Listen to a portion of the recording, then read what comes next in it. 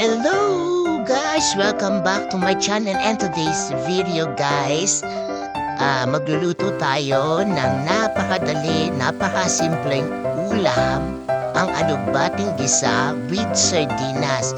Kasi guys, medyo naumay na tayo sa puro karne, kaya naman po lagyan naman natin ng twist ang araw na ito sa amin. So kailangan natin ng kawali sa pagluluto, mantika, bawang. Ayan, nilagyan na natin ng bawang, ang sibuyas, at ayan, lalagay na rin natin ang kamatis.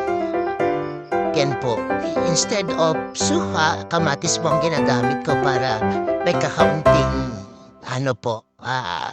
dito asim. Lagay na po natin ang sardinas. So nasa inyo po kung anong brand ng sardinas ang gusto niyo pong gamitin. So tayo po ay green para hindi naman siya spicy. Lagyan natin ng asin, ng paminta,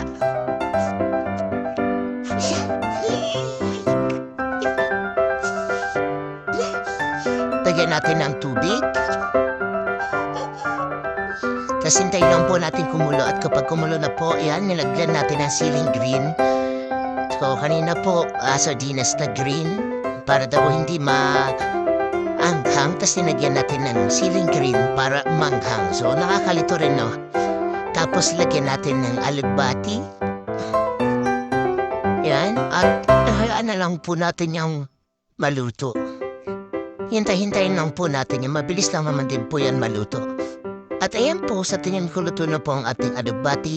Hindi rin naman po masarap pag overcook ang alugbati. So sa tingin ko po luto na po ito.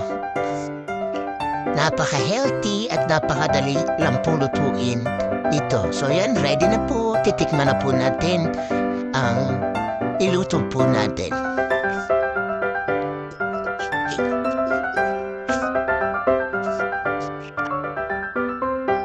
So guys, kung nagustuhan niyo po ang video na ito, don't forget to like. At kung hindi ka pa po nakakapag-subscribe, please subscribe. Mag-iwan na rin po kayo ng comment. At kung gusto niyo pong i-share niyo po. Maraming salamat po sa inyo. God bless you all.